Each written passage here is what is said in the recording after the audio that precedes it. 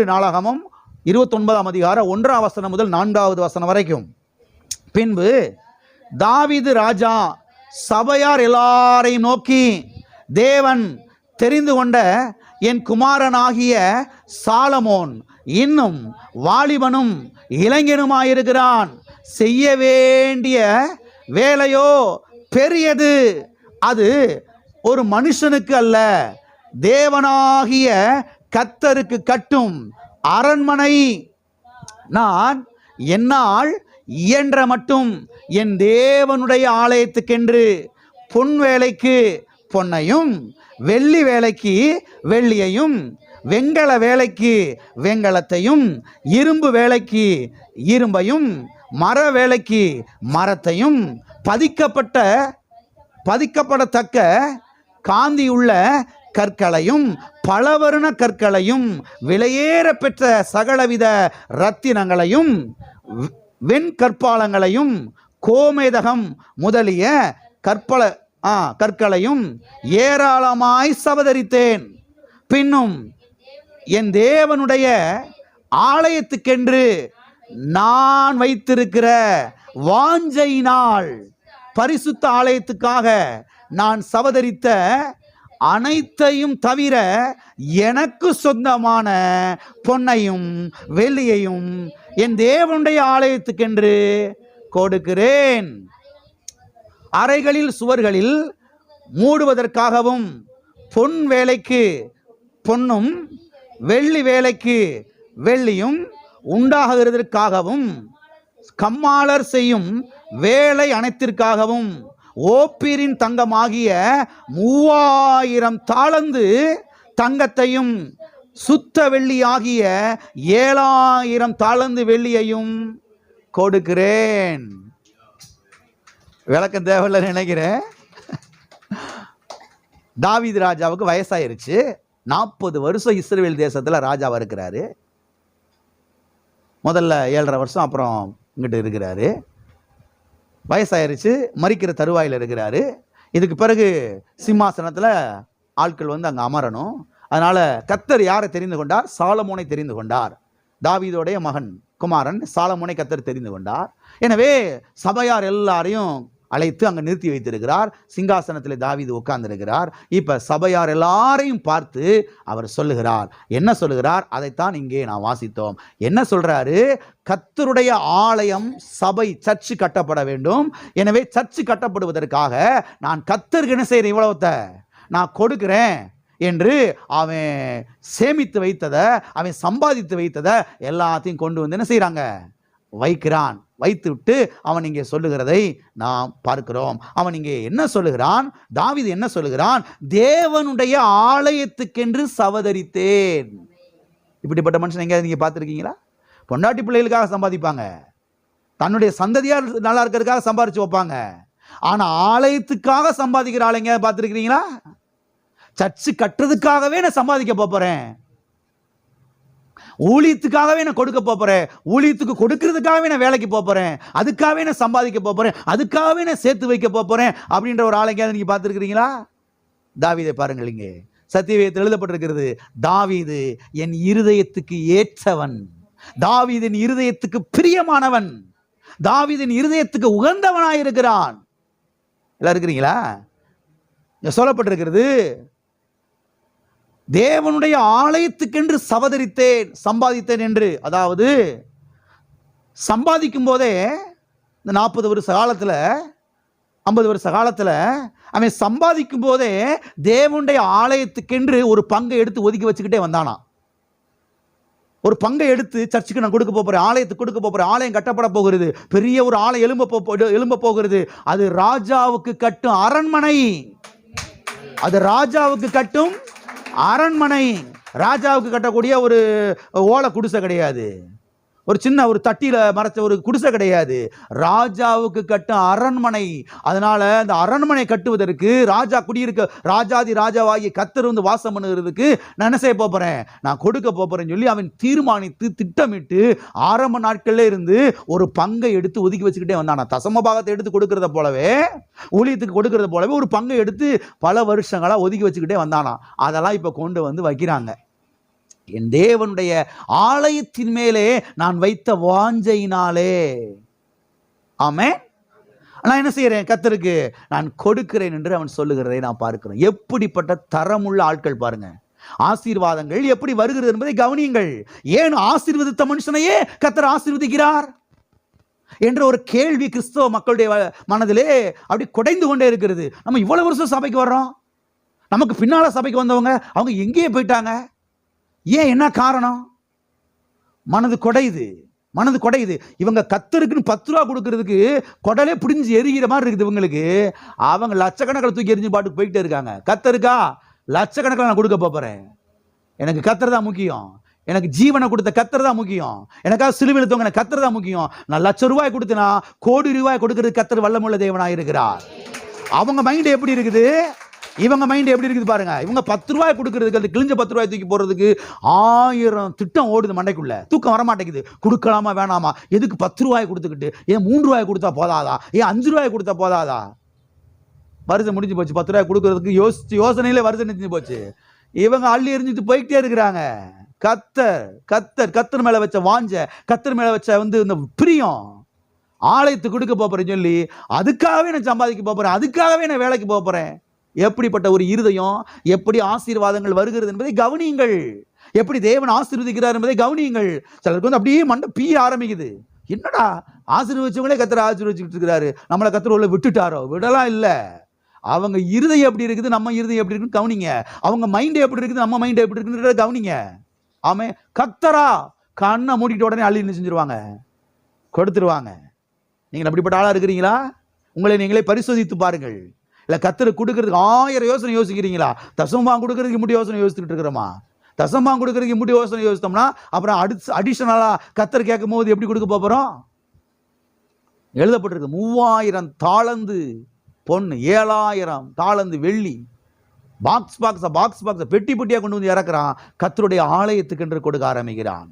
அது மாத்திரமல்ல, அவன் சொல்றான், எனக்குன்னு சொந்தமான வெள்ளியும் பொண்ணை என்ன செய்ய போறேன் கர்த்தருக்கு? கர்த்தருக்குன்னு ஒரு பங்கை இவ்வளவு வருஷமா சேர்த்து வச்சதெல்லாம் கொண்டு வந்து நான் கொடுத்துறேன் ஆலயத்துக்கு.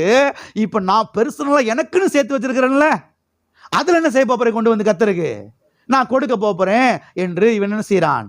கொடுக்க ஆரம்பிக்கிறான்.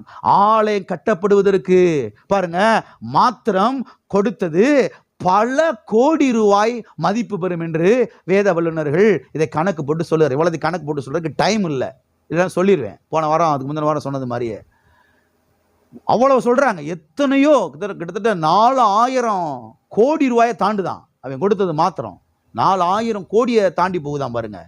தேவனுடைய ஆலயம் கட்டப்படுவதற்கு பாருங்க, கொடுக்கிறதுக்கு இவ்வளவு இவன்ட்ட இருந்திருக்கும்னா அப்ப இவன் மொத்தமா சம்பாதிச்சு வச்சது எவ்வளவு இருந்திருக்கும்?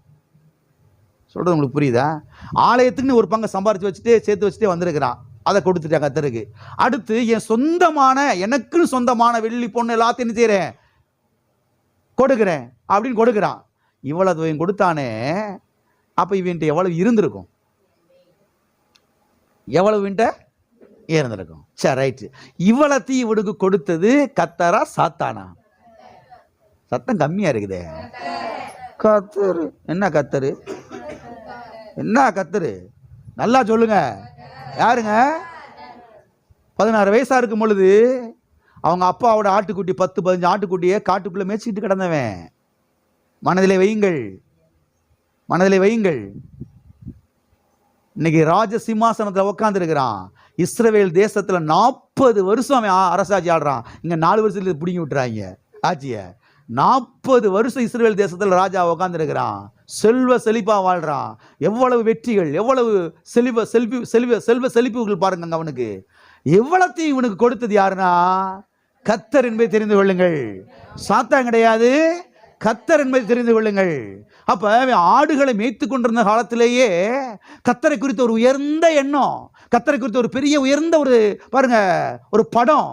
கர்த்தரா அவர் மேல அவ்வளவு பிரியம், அவ்வளவு பாசம், அவ்வளவு அன்பு, அவ்வளவு நேசம். அவரை குறித்து பாடுகிறான். அவன் பாடின சங்கீதத்தை தான் நாம் இங்க என்ன செய்யறோம்? சங்கீத புஸ்தகங்களிலே வாசிக்கிற கிட்டத்தட்ட 70-80 சங்கீதத்தை அவனே என்ன செஞ்சிருக்கிறான்? பாடி இருக்கிறான். 150 சங்கீதமும் தாவீதுடைய சங்கீதம் கிடையாது. சாலமோன் பாடி இருக்கிறாரு, மோசே பாடி இருக்கிறாரு, ஆகாப்பின் சங்கீதம் இருக்கிறது. இன்னும் சில ஆட்கள்லாம் பாடியிருக்கிறாங்க. தாவீது மாத்திரம் பாடின சங்கீதமே கிட்டத்தட்ட 80-70 சங்கீதம் சொல்றாங்க கணக்கு போட்டு. ஆகவே அருமையான தேவனுடைய பிள்ளைகளை கவனியுங்கள். ஆசீர்வாதங்கள் எப்படி வருகிறது, ஐஸ்வர்யங்கள் எப்படி வருகிறது, ஒரு மனுஷனை ஆசீர்வாதங்கள் எப்படி கவர்ந்து இழுக்கிறது என்று சொன்னால் தேவனை அறிகிற அறிவின் மூலமாக ஆசீர்வாதங்கள் எப்படி வருகிறது என்பதை தெரிந்து கொள்ளுங்கள். இந்த சபையில பணம்லாம் பிரசங்கம் பண்ணல, பொருள்லாம் பிரசங்கம் பண்ணல. அப்படிப்பட்ட முட்டாள்தனத்தை, கிறுக்குத்தனத்தை ஒரு நாள் நாங்க இந்த சபையில பிரசங்கம் பண்ணவே மாட்டோம். பணம்லாம் பிரசவம் பண்றது கிடையாது, பொருள் பிரசவம் பண்றது கிடையவே கிடையாது. கர்த்தர் அவருடைய கல்வாரி சிலுவை, அவருடைய வார்த்தை, அவருடைய அன்பு, அவருடைய கிருபை, அவரை குறித்த அறிவு, அதை குறித்து நாங்கள் பிரசங்கிக்கிறோம். இதை குறித்த ஒரு வெளிப்பாடு உங்களுக்கு வரும் பொழுது ஆட்டோமேட்டிக்கா ஐஸ்வர்யங்கள் வர ஆரம்பிக்கிறது. ஆட்டோமேட்டிக்கா பாருங்க, எல்லா நன்மைகள் வந்து பலிக்க ஆரம்பிக்கிறது. திட்டமாய் தெரிந்து கொள்ளுங்கள், ஆசீர்வாதங்கள் எப்படி வருகிறது என்றால் தேவனை அறிகிற அறிவிலே வளர்ந்து கொண்டே வரும் பொழுது, தேவனை அறிகிற அறிவிலே பெருகி கொண்டே வரும் பொழுது. ஆகையெல்லாம் சத்தியவேதத்திலே வாசிக்கிறோம், தேவனையும் நம்முடைய கர்த்தராகிய இயேசு கிறிஸ்துவை அறிகிற அறிவினாலே நமக்கு கிருபையும் சமாதானமும் பெருகிறது. கிருபையும் சமாதானமும் மாத்திரமல்ல, எல்லா ஆசீர்வாதங்களும் விதமாக என்ன செய்கிறது, நமக்கு பெருகிறது. ஆகவே தேவனுடைய பிள்ளைகள் எதை காட்டிலும் எதை அதிகமாய் வாஞ்சிக்க வேண்டும் என்றால் தேவனை அறிகிற அறிவை என்ன செய்ய வேண்டும், வாஞ்சிக்க வேண்டும். ஆகவே ஆலயத்துக்குன்னு இவ்வளவு கொடுக்கிறான், ஆலயத்துக்குன்னு இவ்வளவு கொடுத்திருந்தானா, தனக்கு சொந்தமானதெல்லாம் அவ்வளவு கொடுத்திருந்தானா, அவன்கிட்ட எவ்வளவு இருந்திருக்கும் என்பதை நீங்கள் என்ன செய்ய வேண்டும், கவனித்து பார்க்க வேண்டும். அது மாத்திரமல்ல, தாவீது மரிக்கும் போது அவன் எவ்வாறு அவன் மரித்தான் என்று சொன்னால் வாசிப்போம். 1 நாளாகமம் 29ஆம் அதிகாரம் 28வது வசனம். அவன் தீர்க்காயுசும் ஐஸ்வர்யமும் மகிமையும் உள்ளவனாய் நல்ல முதிர் வயதிலே மரணமடைந்த பின் அவன் குமாரனாகிய சாலமோன் அவன் ஸ்தானத்திலே அரசாண்டான். இங்கே தாவீதை குறித்து நான் வாசிக்கிறோம். தாவீது தீர்க்காயுசும் ஐஸ்வர்யமும் மகிமையும் உள்ளவனாய் நல்ல முதிர் வயதிலே என்ன செய்தான்? என்ன மாதிரி வாழ்க்கைங்க, என்ன மாதிரி வாழ்வு பாருங்க.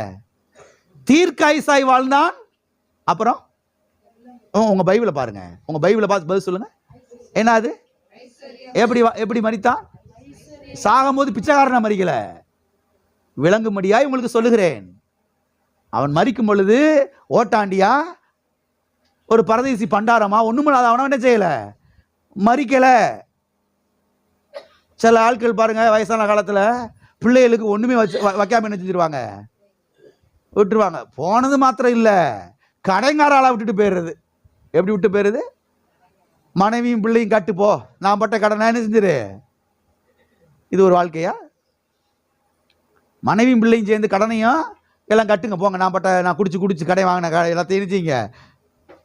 செத்த பிறகு வை வாங்குவாப்புல இருந்தாலு, மண்டையை போட்ட பிறகு புதைச்சது பிறகு வை வாங்குற ஒரே ஆள் யாருன்னா விளங்குதுன்னு நினைக்கிறேன். இங்க ஒரு மனுஷனை குறித்து பார்க்கிறோம், மரிக்கும் போது ஏழையா மரிக்கல, பிச்சைக்காரனா மரிக்கல, தீர்க்காயுசும் ஐஸ்வர்யம் உள்ளவனாய் மகிமை உள்ளவனாய் நல்ல முதிர் வயதிலே என்ன செய்தார்? இப்படிப்பட்ட வாழ்வை தான் கர்த்தர் இங்க இருக்கிற ஒவ்வொருவருக்கும் வைத்திருக்கிறார். இங்க இருக்கிற ஒவ்வொருவருக்கும் அப்படிப்பட்ட வாழ்வு. போதுமாப்பா விடுங்க, நீ நான் கர்த்தர்ட்ட போறேன் அப்படின்னு நீங்க என்ன செய்ய, வாயை திறந்து போதுமாப்பா 4 தலைமுறையை பார்த்தாச்சு, நான் போறேன், இனிமேல் வண்டி இழுக்காது. புரியுது நினைக்கிறேன் சொல்றது? 40 வயசுல சிலருக்கு வந்து வண்டி இழுக்கலன்னு சொல்லி போய் சொல்றது. எத்தனை வயசுல? 40 வயசு, 50 வயசு, 60 வயசுல ஒரு வயசே கிடையாது, 65 வயசுல ஒரு வயசே கிடையாது. குறைஞ்சது 80 தான் ரீச் பண்ணிட வேணாம்? சந்தோஷமே இல்லையா? குளிர்தோ? குறைஞ்சது எத்தனை ரீச் பண்ணிடணும்? நான் 80 ரீச் பண்ணுவேன். ஆமே, குறைஞ்சது. கூடுனது. ஆனா ஒண்ணு நிச்சயம், மறிச்சு நான் பரலோகம் போகும்போது குடும்பத்தார்களை யாரையும் கடங்காரனை விட்டுட்டு போக மாட்டேன். நான் சம்பாரிச்சு வச்சதேவே 4 தடவைக்கு சாப்பிடலாம். அப்படிப்பட்ட உயர்ந்த எண்ணங்கள் வரணும். சில கிறிஸ்தவங்களுக்கு இந்த எண்ணமே கிடையாது. கூப்பிட்டு சொல்றது, அப்பா சம்பாரிச்சு வச்சிருக்கிறது இந்த பைபிள் ஒண்ணுதான், நான் பிடிச்சிக்க. அவன் கேட்கிறான், ஏயா இந்த பைபிள்னால உனக்கு ஒரு லாபம் இல்லையில? இது வரைக்கும் 40 வருஷம் இந்த பைபிளை நீ தூக்கி இருக்கிற. நான் பொய் சொல்லல. ஏதோ பாஸ்ட் மூல கோளாறுல பேசிட்டு இருக்காரு நினைக்காதீங்க. தெளிவாய் பேசி கொண்டிருக்கிறேன். அநேக கிறிஸ்தவ குடும்பங்களில் நடக்கக்கூடிய காரியத்தை சொல்லிக்கிட்டு இருக்கிறேன். திட்டமாய் தெரிந்து கொள்ளுங்கள். அப்பாட்ட வேறு ஒன்றும் இல்லப்பா, இந்த பைபிள் தான் என்ன செய்யுது, இந்த வச்சுக்க.